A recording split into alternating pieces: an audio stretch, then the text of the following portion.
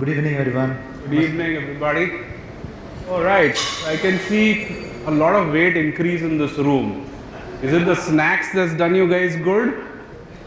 Yes? How many of you not had snacks as yet? They want to shut the door. Sorry, you can't step out now. I think that's what it is. Okay, folks, I know it's been a long day, long afternoon for you, but we'll try and keep it as interesting as we can because we're going to talk to you about Alice in Wonderland. How many of you want to hear about Alice in Wonderland?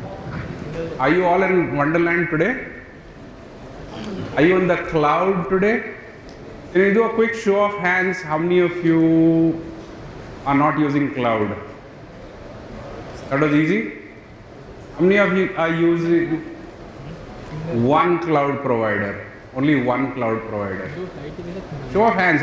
Your cup of tea won't go down, sir. Just a little higher. Thank you. How many of you are using multi-cloud providers? He asked me to do this because that's the customers that he's going to go and target next.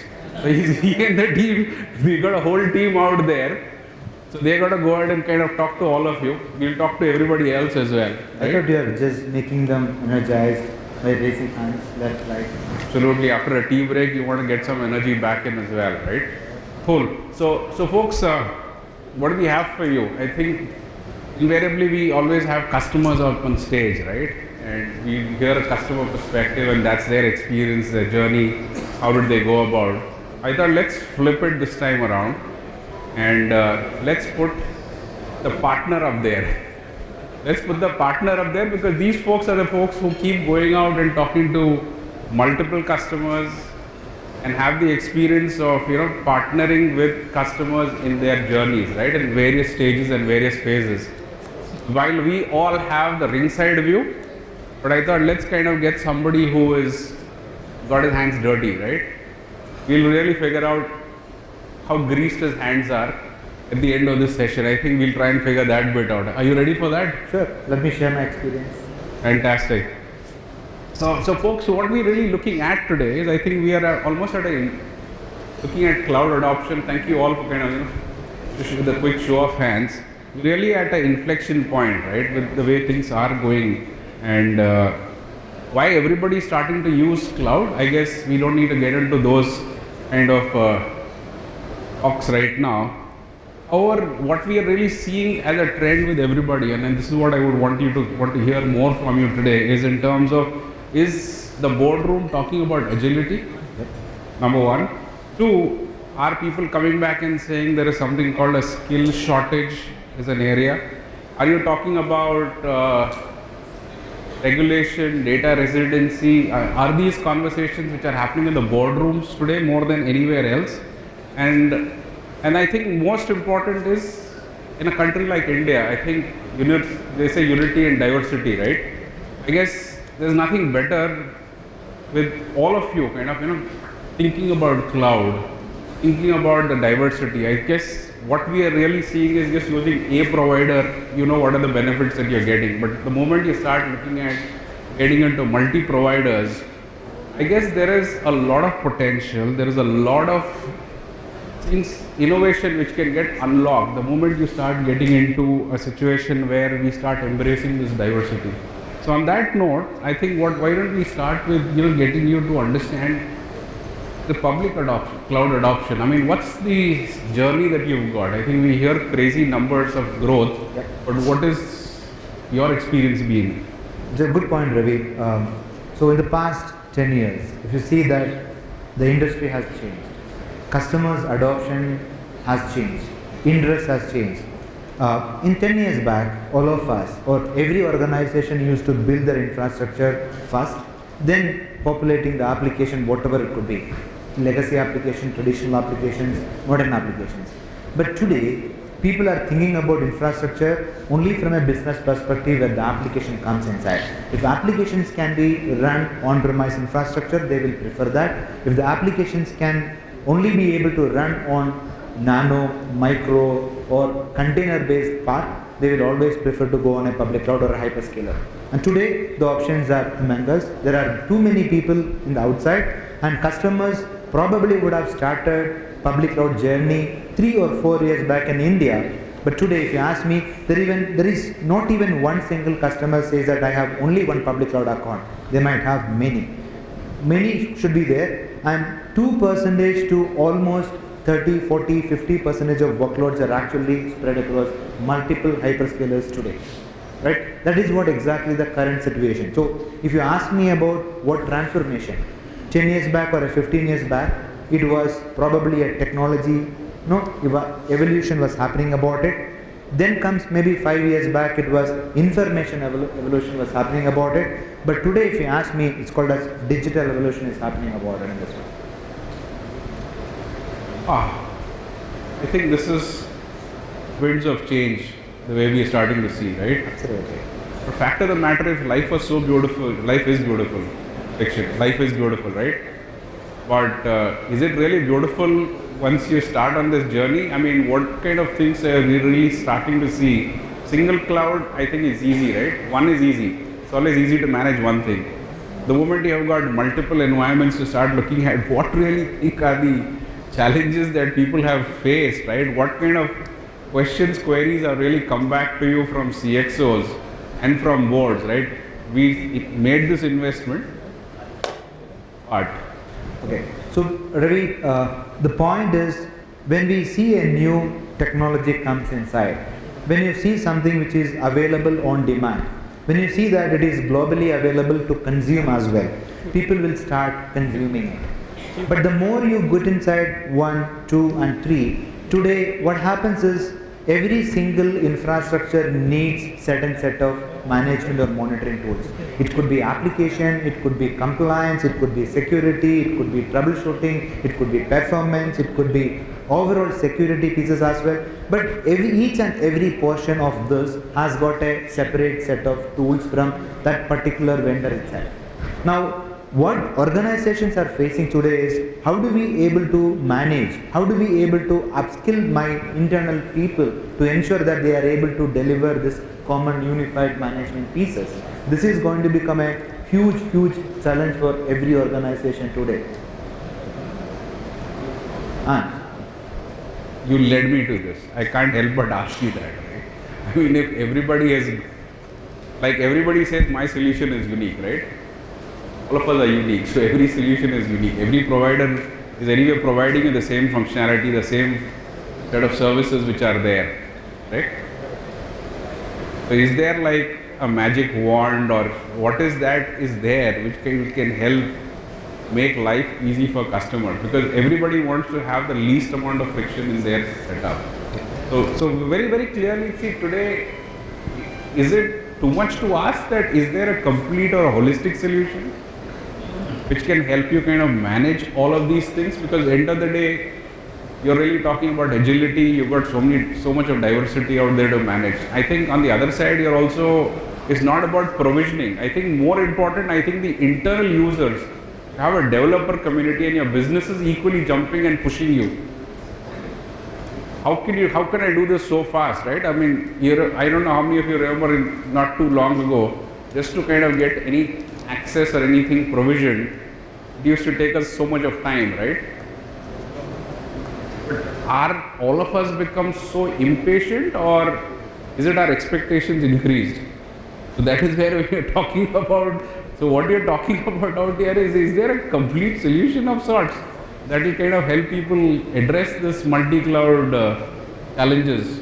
Okay, so Ravi, before getting into a solution, let me share what I have learned from my technology partners or my customers, over a period of time. So what they normally looking for it. So one is when we start adopting something and when we go all out about it. At that point in time, we probably will not have got a proper governance comes inside. So where we end up having a problem is outflow, the cost, because a lot of projects, lot of internal BUs, lot of line of business or customers itself start consuming it, then it goes out of our control.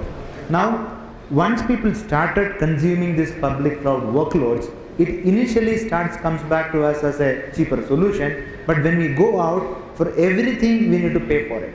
So it's an hourly one, it's a monthly, it's weekly, it's yearly, half yearly, it just goes out of it. So organizations or the IT leads are actually looking for a solution which can actually help him to have a optimization in the cost outflow. First thing. Second option is, when we have got on-premise, when we have got multiple other silos of clouds, they are looking for a solution which can actually help them to deliver from one single point, right? So when it means that one single point is unified, instead of having multiple UIs going in different places, and there is no intelligence to understand which one is better for this particular requirement, right? All these things are required. So hence, when you are giving an option to deliver as a self-service option for a user or a consumer with a governance, which means that this requirement is genuine and let it get approved and then go and provision over there, which means we know why this particular user or a project is asking for it and who is approving for it and how long it's going to go run over there in this one. So you have got a complete view about it. Second, it also should know that whatever been delivered should be able to have a performance options available monitoring, right? Because it needs to know that the application availability, the application uptime, and the application is giving the optimal performance comes over there in this one. And the third one, or most important pieces, is security and the compliance side. When we have got on-premise, our perimeter is secured with multiple layers of security and solutions which we built over a period of time. But right now, we are getting into public cloud where it has been hosted somewhere outside. And we only have the source is that the SLAs. And the only have the source is that they say that it is already been secured in optimal way. But we also should ensure that regulatory as well as security and compliance standards are met over there in this one. So these are the kind of challenges which I see from almost every other IT heads or IT leads come back and talking about it. Now, when you're asking about is there a solution available, and I am from VMware and I am sure many of you know using this VMware solution past 30 years or so, VMware has come up with the virtualization before it exists, right? And then came and told you that you can run multiple servers in one server. Then VMware has come out almost 12 to 13 years back saying SDDC, Software Defined Data Center, where we introduced saying that not only the compute but storage and network also can be virtualized. You can run a data center in a server itself. Now it comes in multiple formats called as hyper-converged infrastructure, etc., right? In the recent concluded VMware Explore or VMworld in US, VMware has announced a solution called as VMware ARIA. So it's a true multi-cloud management solution powered by VMware ARIA Graph, which is a data store oriented database which comes inside. It collects all the data of users, applications, what pointers over there, what all API has been connected over there, consolidate whether it's a delivery, whether it's a performance, whether it's a compliance, whether it's a security, all in one places. Because why is it important? When the previous session they were talking about data, right? How do you convert the data into a meaningful way, right? So we would need to have guardrails. Guardrails means if one of the line of business or a project comes and asking for server, putting it in one hyperscaler, then it should come back and tell that this is optimal to run it in the third hyperscaler but not the first one, and these are the reasons for it. Similarly, it also should be able to say that in case if you are spending too much on one hyperscaler, if you migrate to the second or third hyperscaler or in the private cloud, how it is going to come back and tell you? It needs to take to know that the performance and the cost details come back and project saying that Rajesh, if you run it on the third hyperscaler or the private cloud, it is more optimal way to run it about it, this one. Fourth one is the CXOs or COOs or CFO needs a business insight how these all are running over there in this one, right? Hence, that business insight is also required. So, which means that overall, the ARIA solutions is going to provide people cost insights, and then it helps you to deliver in a self-service and more governance way in this one. It also provides you performances on logs, application, troubleshooting capability comes inside, and finally overlay as called as guardrails of governance comes inside, business insight as well as support you to migrate to. And this is the latest, the only one solution which actually can provide you a true multi-cloud management today available in the world. Wow. Wow, that's a bit, right? That's a bit. And what really comes out, I think, I'm sure all of you have caught this thing on, right? It's a very smart and an innovative way to leverage cute, I call the word cute, right? AI ML models out here. I mean, the whole idea really being is in terms of how do you put nice engine out there which can start giving you insights. I guess all of us, right, whether you're from a tech standpoint or whether you're from a business standpoint, end of the day, everybody is asking one simple question. Like we say that, na, kitna deti hai is when we talk for a car, but the fact of the matter is, why ROI kya hai? Is what people talk about. Now the question is in terms of if you can get a smart insight which is also helping you make an informed decision that why you should consider A provider over a B provider, whether it is not, and it's not, I'm sure it's not only a cost, No. right? I don't think so, it's just a cost. I guess it's also in terms of performance, very clearly. I think we're talking also things from a very simple standpoint from a performance, and I guess it's also, I guess today, more than anything else, we never paid so much of attention. I think location has become so critical, right? I mean, it depends on where our businesses are located, and that's where you want to start doing compute. So, and that's where again it completely changes the whole paradigm in terms of the cost elements put together. The same provider, multiple locations, I'm sure most of you have got experiences around that bit, right? So will it kind of cover this part as well, or am I? So Ravi, that's an important point. Now, I mentioned about the solution from VMware which comes out in this one. So the newer changes is that we were always having a perpetual kind of a solution where we actually deploy it on our premises and we start using it. The infrastructure required to run this management modules is with us.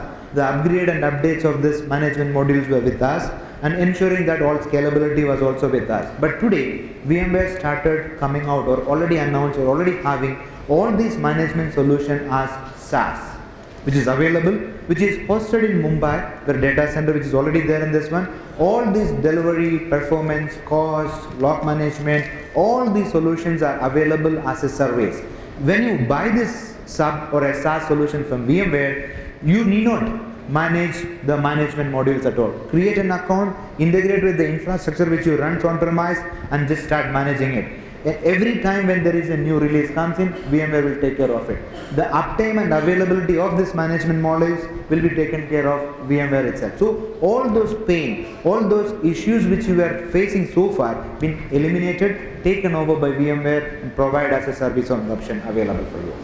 Wow. That's a new move, and VMware is getting over there, and already the solutions are available. I have hundreds of customers are across the globe consuming this aspect.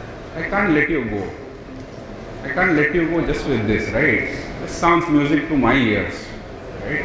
But I'll tell you what, we will deploy a platform, but the heavy lifting is still done by the dev guys, right? Guys who go for your blood. I need this provision like now, otherwise I cannot deliver this business result. So if you look at it, those people will come and say, now. Now is the only word that they talk about. And today, everybody wants to run a business. The choice is, can I migrate or should I go for modernize? And I'm sure the first choice is migration. So all that you said is good. But let's come to the real aspect of how do you address the needs of the core guys who are going to make this successful or not. Okay, very important point. Probably I did not touch upon it, but I said now the infrastructure is changing based on the application needs. So, and I'm sure most of you have already heard about 5 Rs, right? Re-platform, re-host, retire, and then move it across, all other stuff which comes inside. And again, every application is changing its nature. Why? When we book Ola, right, we see multiple things, but we see in one dashboard. We see the nearest available, the cost. We see how much time it is going to take about. We see how much is the approximate cost to reach from here to there, over there, and this one. These are all coming from multiple applications, which means the applications earlier we used to create one server, one operating system, one application. Server fails, everything fails. Application fails, everything fails. Today, the application is containerized. Each services are make it as smaller one called as microservices. That's nothing but a container which comes over there in this one. So the developers today developing a tiny application which is in suite called as cloud applications or a mobile application which comes over there in this one, which can be moved wherever you want it. Now, whoever, wherever given an option to develop them, they will capture it. Whether it is a hyperscaler, whether it's an on-premise. So from a VMware point of view, VMware has a solution which is nothing but Tanzu, app modernization platform, which actually helps them to give a Spring platform to develop these tiny containerized application. And VMware virtualization platform can actually run containers on top of it. You don't need any additional engine runs over there.